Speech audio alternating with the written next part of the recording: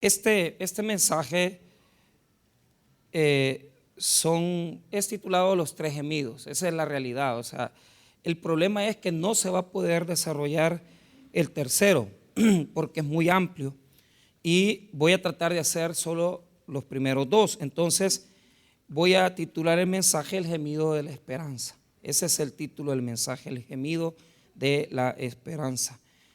¿Por qué? Ya lo vamos a anotar ahí en el verso 19 en adelante. La palabra del Señor dice así: porque el anhelo ardiente de la creación es el aguardar la manifestación de los hijos de Dios, porque la creación fue sujetada a vanidad, no por su propia voluntad, sino por causa del que la sujetó en esperanza, porque también la creación misma será libertada de la esclavitud de corrupción a la libertad gloriosa de los hijos de Dios. Vamos a orar. Padre, bendiga la palabra que vamos a ministrar en esta noche. Oramos, bendito Señor, que hable a nuestros corazones, que nos motive, que nos instruya. Sabemos que todas estas enseñanzas tienen mucho, Señor, mucho que ver con nuestra salvación. Te damos gracias porque nos ayudas a acercarnos a estos principios. Gracias, bendito Dios, por todo en el nombre de Jesús. Amén y amén. Tomen asiento, amados hermanos. Muy bien. Y claro que mucha gente quedó confundida y ese era el objetivo. Porque yo introduje la enseñanza diciendo que para muchos el cielo es estar allá volando como ángeles, cosa que la Biblia no enseña en ningún momento. Entonces no puedo retener la explicación de ese futuro que anhelamos, y les expliqué el concepto de la utopía y el concepto también de cielo nuevo y tierra nueva. Entonces yo quería dejar ese tema para que pudiéramos entrarle bien a la enseñanza cuando ya tuviéramos estos versículos, ¿verdad? Entonces digamos que la introducción usted la va a encontrar en el sermón anterior y no quiero retroceder porque me tardaría demasiado, pero si usted quiere puede buscar la enseñanza anterior donde yo explico cómo verdaderamente el Señor, la presencia del Señor, el reino, el milenio, y todo eso lo vimos. Fuimos a Apocalipsis y revisamos Isaías y ahí estuvimos un buen tiempo. Entonces no voy a retroceder. Ahora voy a continuar desde este punto. ¿Qué es lo que está haciendo el apóstol Pablo? Pablo lo que está explicando es cuál es, la función del Espíritu Santo en nuestra era, en nuestro tiempo. Incluso la palabra la estudié con ustedes hace unos días, hace unas 2 semanas, cómo ellos dividían los tiempos, ¿verdad? Entonces, Pablo lo que está queriendo presentar, y lo voy a dejar así, es que él dice que nos da el poder de la resurrección, pero como creyentes tenemos que bregar con un cuerpo, tenemos que bregar con una humanidad que tiene la naturaleza caída, que tiene, hermano, esta connotación que estudiamos con ustedes en Romanos hace 4 semanas, de carne, de humanidad, ¿verdad? Porque a veces le dice cuerpo Pablo, a veces dice carne, pero lo que explica es, si tenemos al Espíritu Santo, que es la resurrección, que es el poder de Dios en nosotros, ¿cómo podemos bregar con un cuerpo que está condenado a la muerte y al pecado? Entonces Pablo quiere presentarnos estas 3 latitudes, estas 3 perspectivas de cómo el creyente, a pesar que tiene toda la presencia de Dios en su vida, tiene la victoria de Dios en su vida, tiene el poder de Dios en su vida, pero está amarrado al pecado en su cuerpo. Entonces, todos los días, desde que amanece hasta que anochece, usted va a pelear para sujetar sus pasiones, para sujetar sus deficiencias de carácter, para sujetar los impulsos de la carne al pecado. Usted lo va a luchar para no sujetarlos al pecado, sino que para liberarlos y llevarlos a Cristo por medio del Espíritu. Pero no es fácil. ¿Por qué?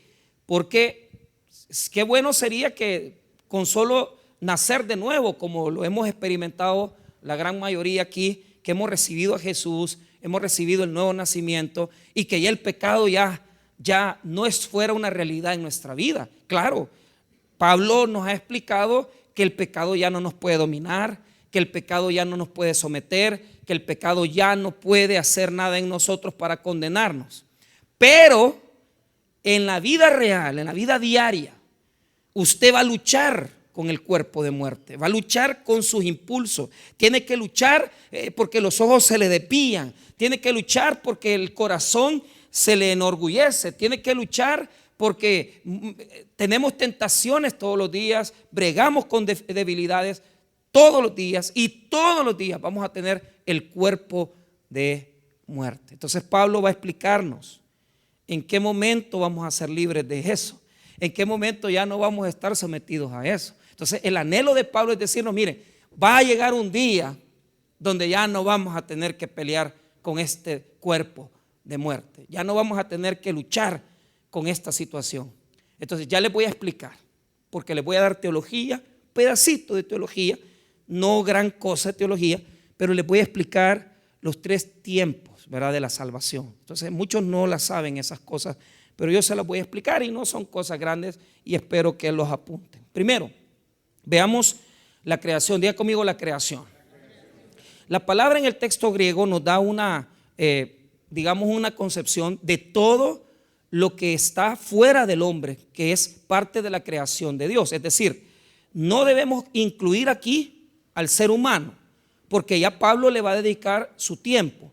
La creación entonces, hermano, es toda, se llama infracreación. ¿Por qué? Porque es todo lo que está fuera del ser humano. La naturaleza, la cuestión de los mares, los cielos, la tierra, toda la creación, los animales de la creación, todo, digamos, la fauna, es decir, todo lo que no es ser humano. Pero, ponerle atención a esto, hay que tener cuidado. ¿Por qué? Porque el 19, diga conmigo, el anhelo de la creación. Pablo juega con una figura poética porque personifica la creación, como que la tierra, como que los cielos, como que tuvieran su propia existencia, como que fueran personas. Entonces es una forma poética de presentar a toda esa creación como que tuviera independencia y como que fuera un ser humano. Entonces, ¿qué es lo que presenta? Les voy a explicar el 19 y la figura para que la entiendan.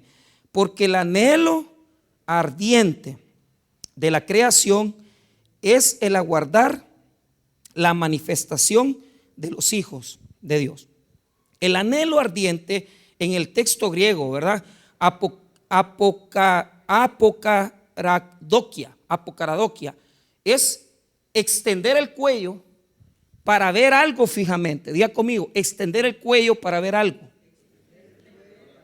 Entonces, la creación no tiene cuello ni rostro, o sea, pero Pablo está ocupando una figura, ¿verdad?, física, humana, antropomórfica, para reflejar como que usted haga de caso que el mar, los animales, los cielos, la tierra están expectantes, viendo hacia un solo lugar, hacia una sola condición. Ojo que esto ya le había explicado, ¿verdad? Esto ya lo había explicado. Entonces, imagínese usted la tierra extendiendo el cuello para ver fijamente hacia un destino, hacia un punto. Y lo que quiere decir esa palabra, quiere decir poner todo el esfuerzo, poner todo el enfoque en un solo punto. ¿Qué quiere decir? La creación completa está expectante, está viendo hacia un destino y está esperando algo. ¿Por qué? Porque incluso la otra palabra que ocupa el 19 dice, es el aguardar. Mire bien, aguardar es una palabra para ser humano en el texto griego, como que está esperando, ¿verdad? Como que está sentadito, nervioso. Es como cuando usted va a pedir la visa americana, ¿verdad? Y por un tiempo lo dice, siéntese ahí. Y usted ve aquí, ¿verdad? Porque en la misma sala, ahí donde está la embajada, la gente dice, este es el que está dando la visa, el otro no va.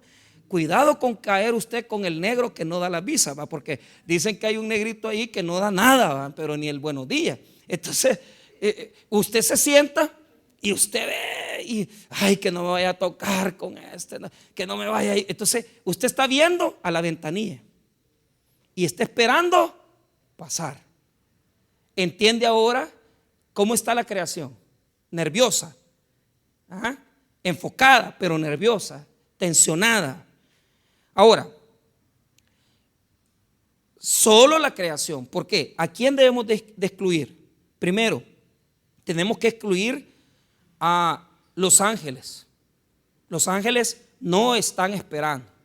¿Por qué? Porque ya ellos son de Dios, le pertenecen a Dios como creación.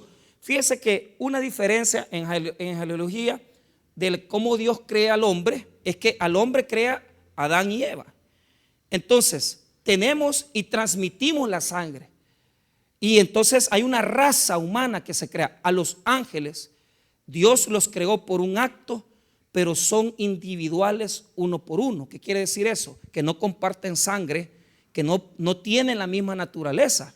Por eso es que los ángeles tienen santidad total, son independientes. Si Dios hubiera querido salvar los ángeles, tuviera que haber muerto uno por uno. O sea, tenía que morir por un ángel, por el otro, porque no se transmite su creación. No es como el hombre, que ha sido una creación, ¿verdad? Por transferencia, por transmisión, porque hay una genética que nos acompaña.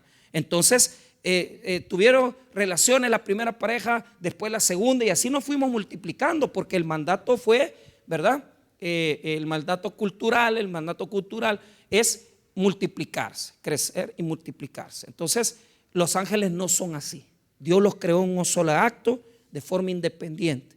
Entonces con características distintas al hombre. Entonces los ángeles no están esperando. Sí quieren ver, pero no son ellos los que están esperando. Es la creación, y allí tenemos que sacar a los ángeles porque no son parte de eso. Dos, tenemos que sacar a los demonios, porque los demonios son ángeles que han caído de su, digamos, de su posición primitiva.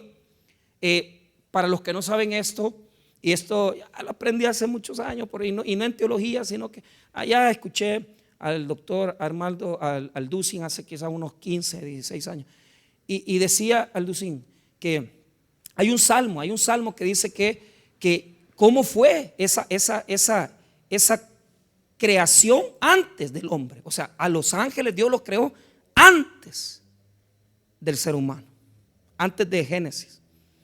Dios creó a los ángeles, y la caída de los ángeles fue antes de la creación del hombre. Entonces los demonios no esperan eso. ¿Por qué? ¿Por qué no están esperando esto? ¿Por qué no están expectantes? Porque ellos están condenados. Entonces ellos, hermanos, no pueden esperar. Incluso Pedro en su epístola dice que hay huestes, ¿verdad?, que están ahí. El pastor Tony, él explica mucho eso. Algunas cosas coincidimos, algunas cosas no, pero lo que yo les puedo decir es que en ese lugar, en el abismo, hay ángeles cuya cárcel es el abismo y no pueden salir de ahí. Son demonios condenados ya por un juicio. Eso es teología. Pero a usted lo que le tiene que interesar es que los ángeles no están esperando, ya están condenados. Los demonios condenados en el abismo no están esperando ese día, no están esperando lo que la creación espera. ¿Quiénes más no esperan? Los que no creen en Cristo, ¿verdad? ¿Por qué? Porque los que no creen en Cristo no les importa resucitar, no les importa a dónde va el destino de su alma. Que ojo con esto, o sea, mire, cuando nosotros le decimos a una persona, si usted muriera ahora, ¿a dónde iría su alma?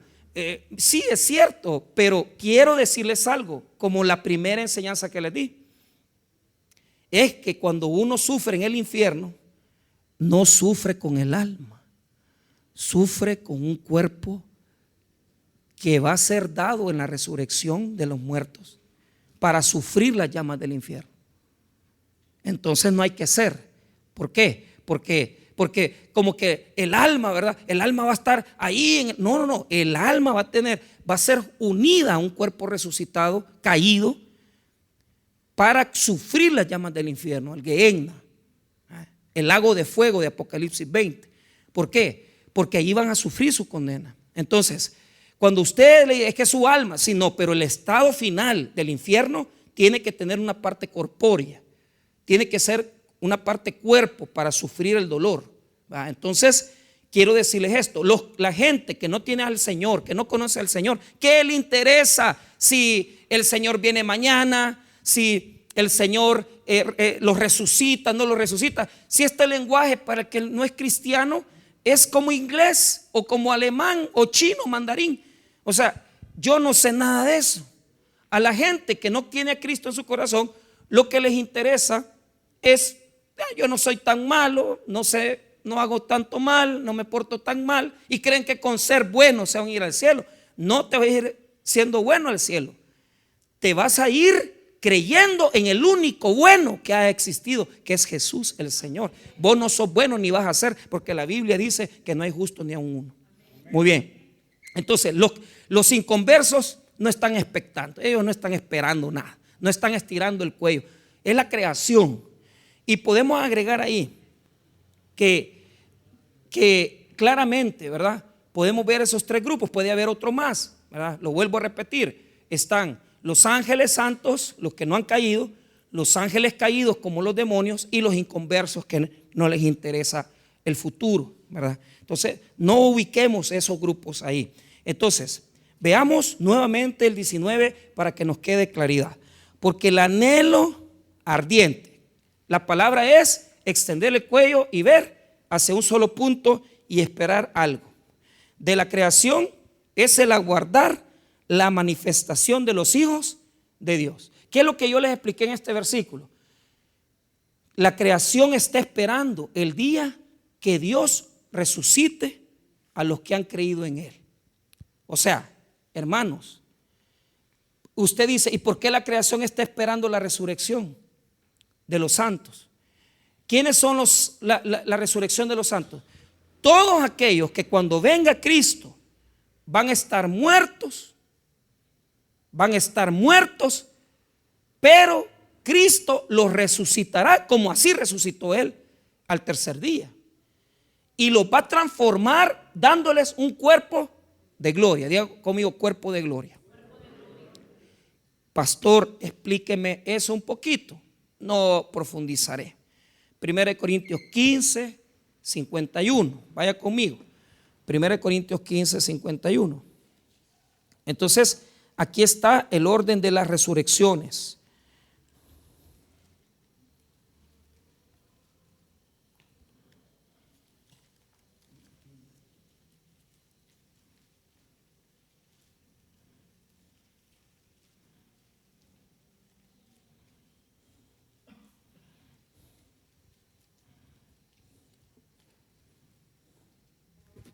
Mira lo que dice 51. He aquí os digo un misterio. No todos dormiremos, pero todos seremos transformados. ¿Por qué? Porque los que hayan muerto creyendo en Cristo van a resucitar para recibir su cuerpo de gloria.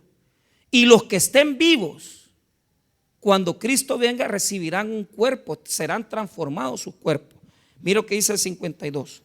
En un momento, en un abrir y cerrar de ojos, a la final trompeta, porque se tocará la trompeta y los muertos serán resucitados, incorruptibles, y nosotros seremos transformados.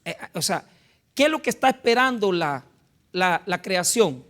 Que Dios, o sea, ojo, ponga atención, diga conmigo, a Jesús.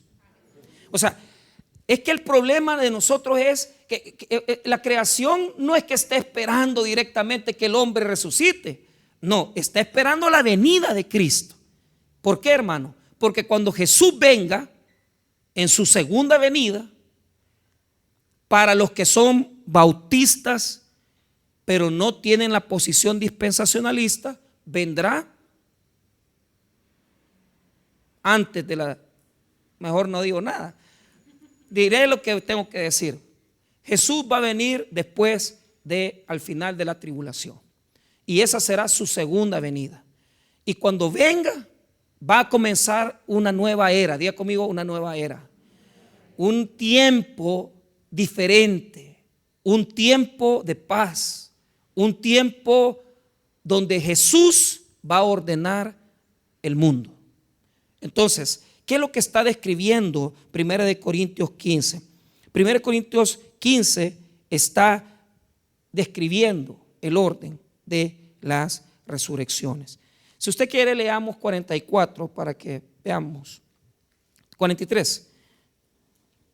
Se siembra en deshonra, resucitará en gloria. Se siembra en debilidad, resucitará en... ¿Por qué? Porque habremos muerto con un cuerpo limitado, pecaminoso, y Dios nos va a dar un cuerpo de gloria. Ahora, ¿qué significa tener un cuerpo de gloria? Explico. El cuerpo de gloria quiere decir que usted ya no va a tener pecado en su cuerpo. Usted ya no va a tener esta naturaleza caída que yo tengo, que usted tiene. Por eso está esperando ese día. O sea, ese día será glorioso. Ya se lo voy a explicar por qué. Y ahí es donde les voy a dar un poquito de teología. Mire 44. Se siembra en cuerpo animal, resucitará en cuerpo así de fácil. ¿Por qué? Este cuerpo es terrenal, animal. Nos van a enterrar con este cuerpo, ¿sí? Pero cuando resucitemos recibiremos un cuerpo espiritual. Ahora mire lo que dice después, punto y seguido. Hay cuerpo animal y hay cuerpo espiritual. Así también está escrito. Mire bien, fue hecho el primer hombre, Adán, alma viviente, el postrer Adán, espíritu viviente. Mas lo espiritual no es primero, sino lo animal, luego lo espiritual. ¿Por qué? Porque primero se tiene que resucitar el cuerpo, ¿verdad? Entonces, ¿quién es el segundo Adán? Es Jesucristo. Tuvo que resucitar el primero para nosotros recibir también el privilegio de la resurrección. Por eso Cristo es la primicia de la resurrección. Jesús fue el primero en resucitar, y así como Cristo resucitó, resucitará los que hemos creído. Entonces, mire, hermano, le voy a explicar algo. Déjese ya usted, espero que haya gente, porque hay gente que no tolera eso. Deje de andar hablando mentiras, que usted quiere, mire, que yo lo que quiero es estar, ¿verdad?, ahí en el cielo, ya mire, lo que debería de estar haciendo es preparándose. Diga conmigo, prepárese. ¿Cómo se va a preparar? Mejore su carácter, hombre. Aprenda Biblia. Humíllese, deje de ser soberbio. Porque cuando usted resucite, ¿para qué cree que lo va a resucitar el Señor? Para estar volando con Él. Para gobernar con Cristo. Diga conmigo, gobernar con Cristo. ¿Qué les dijo Jesús a los apóstoles? Les dijo con claridad. Timoteo, ¿qué es lo que dice? Que reinaremos con Él. Reinaremos con Jesús. Entonces, el problema de la gente es: me morí, ya me voy al cielo. Me morí, me voy al infierno. Qué fácil. No, hombre. Si falta, vos estás aquí para prepararte para lo que viene. Y lo que te limita, lo único que te detiene es este cuerpo que se descompone todos los días. O sea, nuestro paso por este mundo es temporal. Lo que sí es verdadero es la eternidad. Entonces, y quiero decirles esto: nosotros vivimos en un mundo en donde tenemos un espacio, un lugar en el mundo, pero entrar, vaya, ¿qué significa estar en el cielo? ¿Qué significa estar en la eternidad con Dios? Significa, oiga bien, ponga atención, entrar en una dimensión espiritual con Dios, la dimensión que nosotros no conocemos, la dimensión donde Él habita, la dimensión, o sea, hay personas que dicen: mire, ¿dónde está el cielo? Es que está allá después del universo, que pasa todo el primer cielo es la atmósfera, el segundo cielo el primer cielo es el que nosotros vemos, el segundo es la atmósfera, el tercero es más allá del universo, ¿va? El tercer cielo, ¿va? Entonces creen que Dios está allá. Y no, Jesús dice que está en medio de su pueblo. Y no, Jesús dice que está donde 2 o 3 estén reunidos en su nombre, y estaré yo en medio de ellos. No dice Mateo eso, hablando de las disputas entre hermanos. Entonces, ¿dónde está Dios? Allá lejos, o en medio de nosotros. ¿Qué significa eso? Que está en una dimensión espiritual. Pero la gente: allá está mi abuelo cuidándome. Allá no te está cuidando nadie. Allá hay estrellas. Allá estaba mi papita cuidándome. Pues tu papita no te está cuidando. El que te está cuidando es el Señor. Y está aquí en medio de su pueblo. Cuando nosotros lo adoramos, lo exaltamos, cuando nosotros lo llamamos, lo invocamos, cuando llamamos su nombre, Jesús está en medio de nosotros. Y no dice Apocalipsis que Él camina en medio de su iglesia. Él camina en medio, hermano, de los candeleros. O sea, Él está en medio de su pueblo. No poéticamente hablando, Dios es la eternidad. Para entender dónde Él está bien que digamos, allá está, más allá del universo, está bien. Pero eso es poéticamente hablando. Porque la Biblia dice muchas veces que los cielos son el estrado de Dios. Entonces, sí, la Biblia quiere explicar eso, pero como es un lenguaje espiritual profundo, no alcanza a explicárnoslo. Y nuestra mente no nos da, hermano. Si nosotros comenzamos a pensar en el cielo, nos volvemos locos. ¿Ah?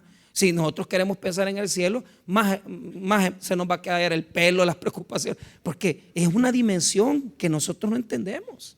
Ahora, vuelvo a repetir, la Biblia dice que Dios habita en el cielo. La Biblia dice que Dios está en lugares celestiales. Yo no lo niego, pero es la forma que la Biblia tiene de explicar una realidad que es inexplicable. Es inexplicable. O sea, ¿cómo vamos a explicar nosotros el cielo? ¿Cómo vamos a explicar nosotros esa dimensión de Dios, esa presencia? ¿Quién la puede explicar aquí, hermano? Nadie. Entonces la Biblia toma formas para explicarle a la mente finita del hombre, para que nosotros aprendamos que Dios está lejos, que Dios no tiene, ¿verdad? No podemos alcanzarlo y que vive lejos, pues. Pero realmente Jesús nos manifestó que por medio de su Espíritu, todavía dice en el Evangelio de Juan, no los dejaré huérfanos, les dejaré otro consolador. ¿Quién es? El Espíritu Santo. ¿Y quién es el Espíritu Santo? Es Jesús en medio de nosotros, el Espíritu de Dios en nosotros. Tremenda profundidad, hermano. Yo hasta siento que quizás vengo así, un poco profundo hoy, ¿verdad? Del montón de deudas que tengo. Pero es grande, ¿verdad? Que es bien difícil explicar las cosas espirituales. Pero si usted le pone atención, le voy a decir algo, póngale atención a las cosas de Dios y usted las va a entender.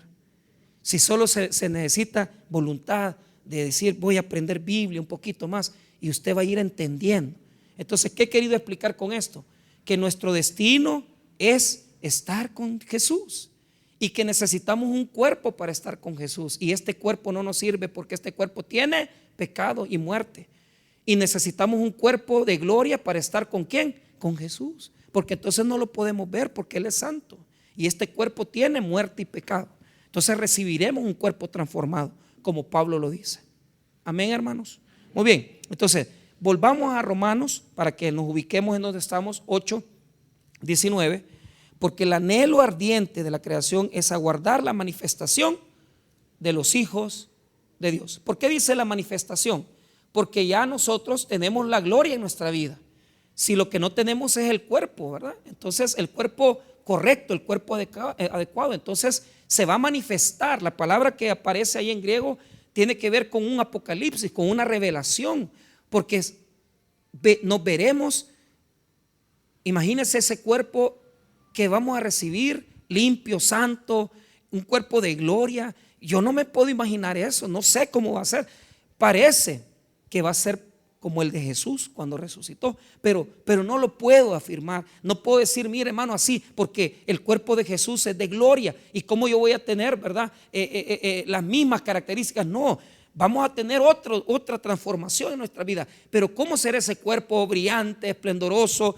Mire, no importa cómo sea, lo que sé es que no va a tener pecado, hermano. Eso sí se lo puedo garantizar.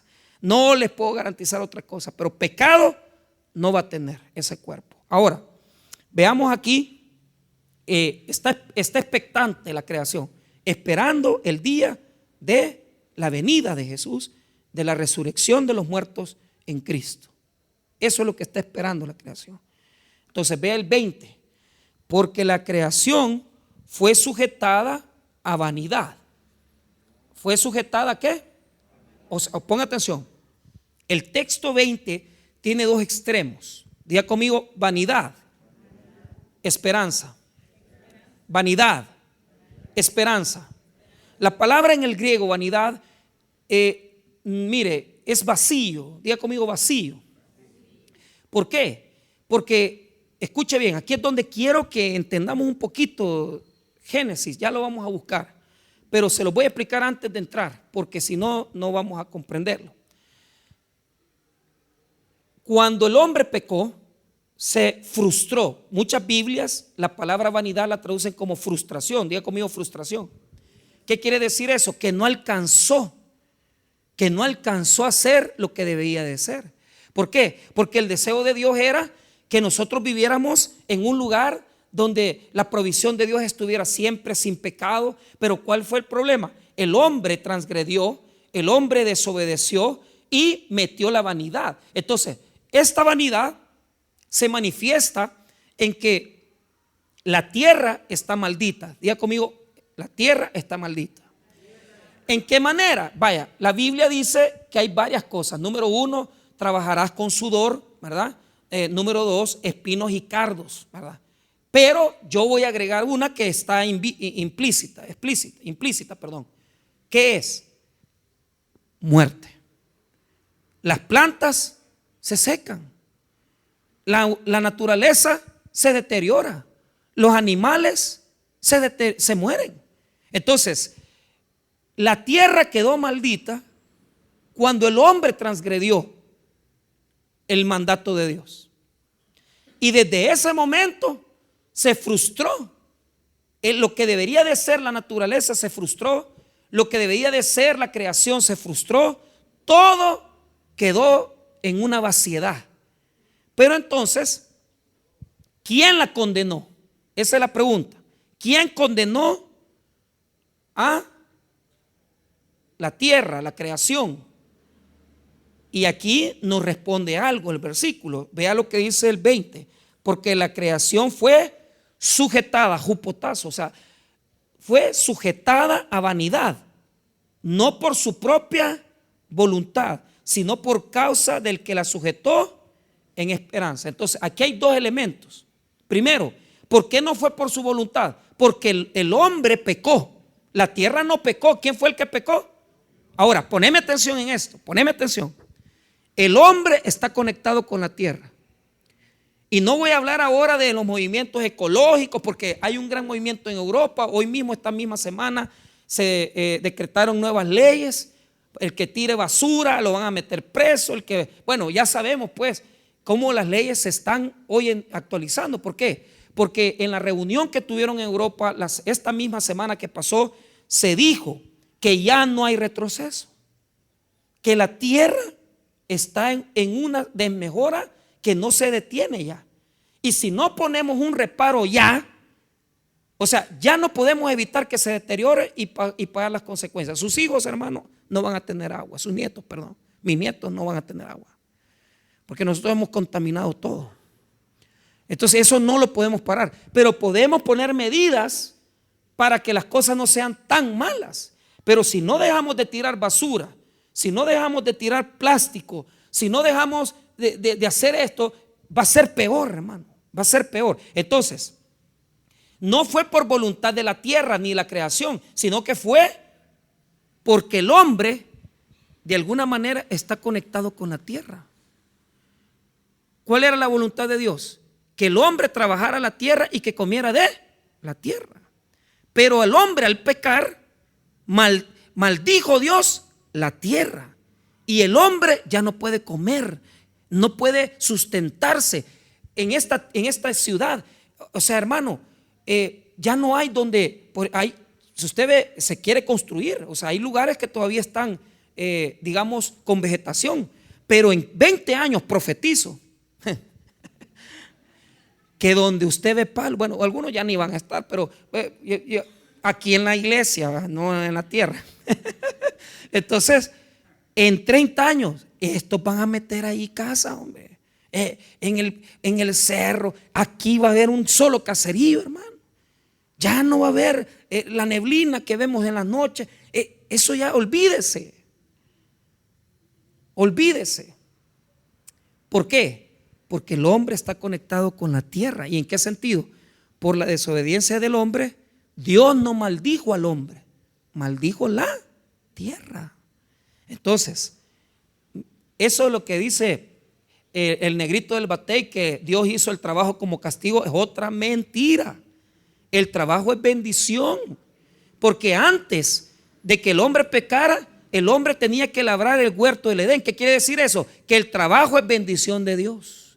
Deje de andar esperando que le manden pisto a Estados Unidos en Navidad. Deje de andar esperando que se acuerden sus parientes. Ese milagro no va a pasar. Trabaje, trabaje y deje de robar, y Dios lo va a bendecir. Ya va a ver cómo va a tener abundancia esta Navidad. Y deje de comerse las 12 uvas al final, a las 12, porque eso tampoco le da prosperidad. La única forma de prosperar es Dios y la bendición sobre nuestras vidas laborales. Usted trabaje y busque a Dios, y Dios lo va a bendecir por medio del trabajo. Amén.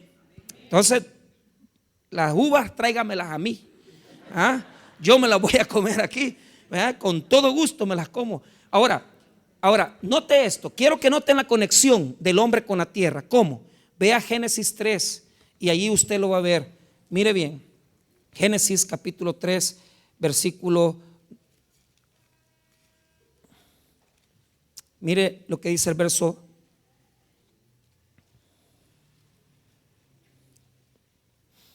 19. Con el sudor de tu rostro comerás el pan hasta que vuelvas a la tierra, porque de ella fuiste tomado, pues polvo eres y en polvo volverás. Esa es la sentencia. Diga conmigo la sentencia. ¿Quién sujetó a la tierra a la vanidad? Dios. Dios sujetó a la vanidad por sentencia del pecado. ¿Quién fue el que la detonó la maldición? ¿Quién trajo la maldición a la tierra? El hombre. Pero el que la sujetó a vanidad es Dios. Pero de la misma manera como la somete a vanidad, la ha sometido a esperanza. Diga conmigo, vanidad y esperanza. Es decir, esto se convirtió en un desierto difícil de trabajar, nos cuesta ganarnos unos centavos, hay una gran pobreza en la humanidad.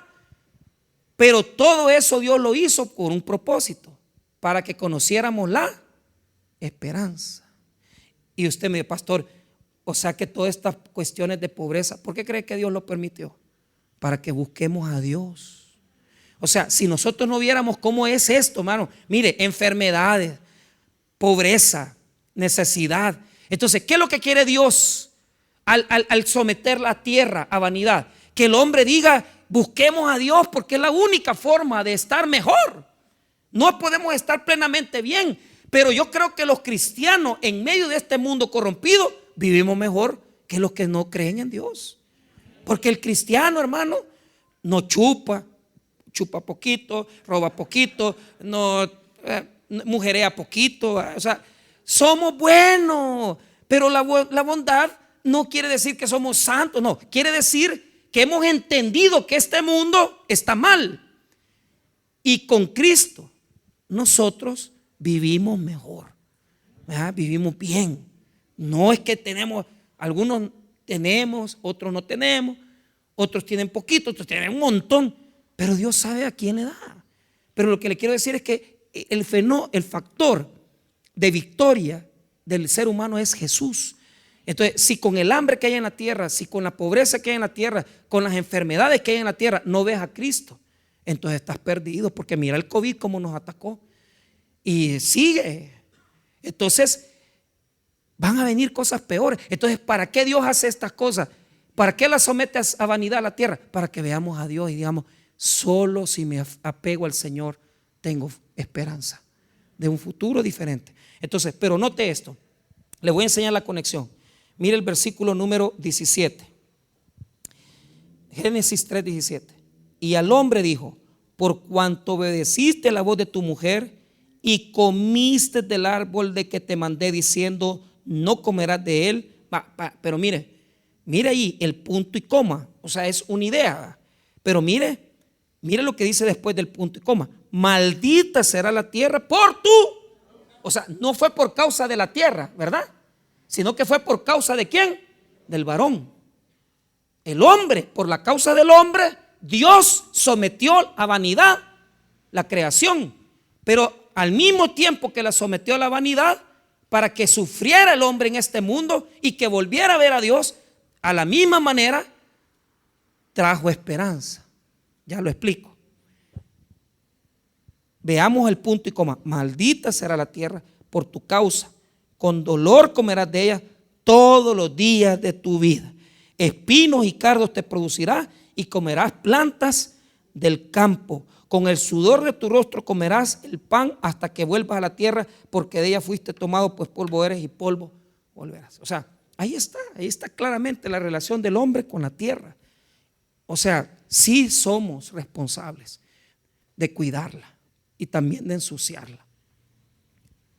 Y somos culpables de haber traído la maldición, porque Dios tuvo que someter la vanidad. Ahora, también la sometió a esperanza. ¿Por qué razón?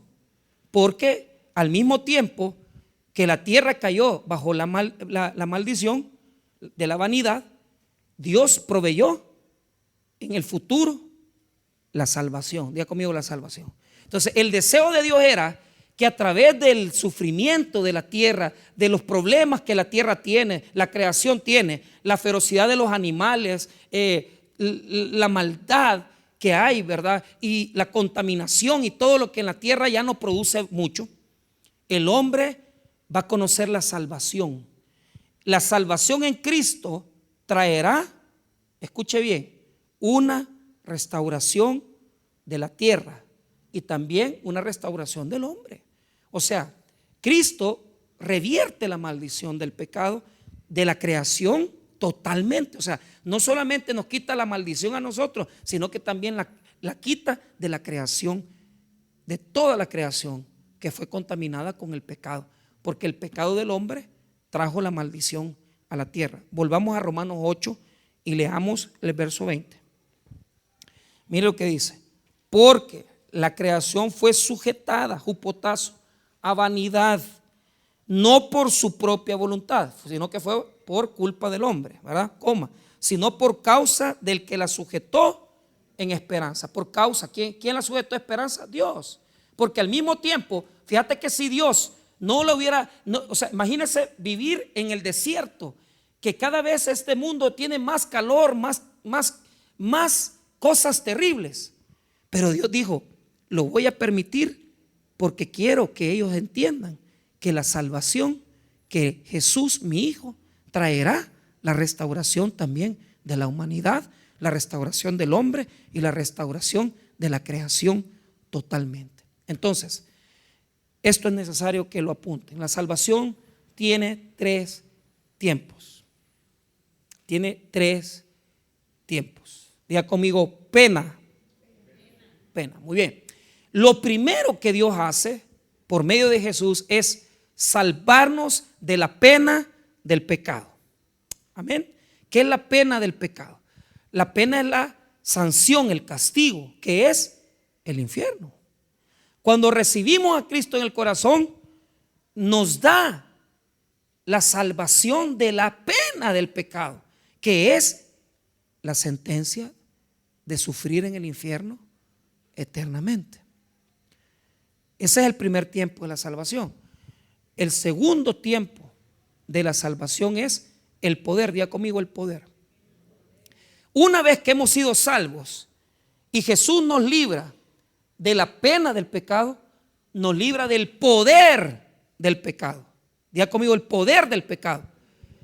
¿Y cómo nos libra del poder del pecado? Mire usted, mire qué bonito cómo usted, como cristiano, usted lucha por ser santo. ¿Ah? Aquí hay solo santos. ¿Ah? Entonces, hemos sido apartados a Jehová, santos, apartados. Pero ¿cuál es el punto? Usted tiene que poner de su parte, hombre. Si se fumaba 2 cigarritos, échese uno. Si le gusta el rompope, pues ya no tome rompope, tome solo una botellita de vino y va a quedar zapatón. Pero, o sea, ¿a qué me estoy refiriendo? Busque la santidad, hombre. pero una santidad práctica, no hipócrita. Ay, ya no veo la tele, ya no veo internet y me voy a encerrar aquí, yo no veo nada. Sácate los ojos mejor. No, práctico, busca el rostro de Dios. Y cuando ya pases por las páginas que vos sabés que son puras cosas que te inclinan a la maldad, las pasás, las quitas. Igual, los ojos siempre nos llevan y nos inclinan, el corazón nos inclina a la maldad, pero usted sabe por dónde usted es su parte débil. Entonces lucha, hermano, con eso. Entonces, el segundo tiempo de la salvación es que nos salva del poder del pecado. Primero nos salva de la pena del pecado. Segundo nos salva del poder del pecado por medio de la santificación. Y número 3 es lo que estamos esperando. Diga conmigo: presencia. Dios ha preparado un plan para salvarnos de la presencia del pecado. Presencia del pecado. ¿Sí? Presencia. Entonces, algunos no le pegan, entiendo. Pero cuando yo digo presencia es que un día Dios va a quitar todo el pecado. Todo el pecado del cuerpo, de la creación. Dios lo va a sacar, ya no va a existir. Diga conmigo: Jesús venció la muerte. Jesús venció el pecado en la cruz. Un día pecado, un día muerte, te vas a terminar por completo. Y ya no te vas a llevar a ningún niño, y ya no te vas a llevar a ningún anciano, y ya no vas a enfermar a nadie, porque Cristo nos ha prometido que el pecado tiene que salir de este mundo. Así como entró por el primer Adán, el segundo Adán la sacará el pecado totalmente. Entonces, muchos no entienden esas palabras, pero se las explico. Cómo Jesús y Dios nos salva, ¿verdad?, de la pena del pecado por medio de la justificación, que es creer en Jesús por fe, la justicia de Cristo. ¿Cómo nos salva Jesús del poder del pecado? Por medio de la santificación. ¿Y cómo nos va a salvar de la presencia del pecado? Diga conmigo: glorificación. 3 palabras teológicas, señores: justificación, santificación y glorificación, que es el momento donde el cuerpo del hombre ya no tendrá pecado. Por eso, hermanos, la esperanza es cuando ya no haya pecado en mi cuerpo, en la creación, y Jesús haya sacado por completo el pecado de la humanidad. Hermanos míos, ¿qué estamos esperando? ¿Ir al cielo?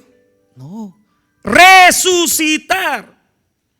¿Qué es lo que estamos esperando? La resurrección poderosa, donde comprobaremos, donde entenderemos que valió la pena perseverar, valió la pena los días de culto, valió la pena venir y conocer el evangelio, valió la pena ir a evangelizar, valió la pena servirle a Cristo, valió la pena apartarnos del pecado y buscar a Jesús, valió la pena, señores. ¿Por qué? Cuando resucitemos nos daremos cuenta del privilegio, del gozo, de la gloria de compartir con Cristo eternamente. Allí es donde nosotros sabremos. No es morirnos, irnos al cielo. No, es cuando Cristo resucite a los muertos que han creído en Él.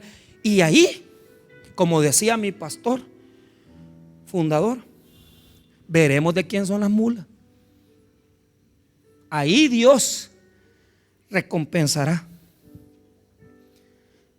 a los que amaron a Jesús, a los que aprendieron de Jesús, a los que llevaron ayuda a la gente, a los que oraron por los enfermos, a los que buscaron ayudar a la gente pobre. O sea, todo eso habrá valido la pena, hermanos.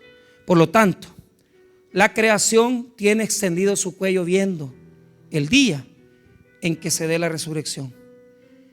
Y número 2, además de eso, hermano, el que sujetó a vanidad y esperanza es Dios.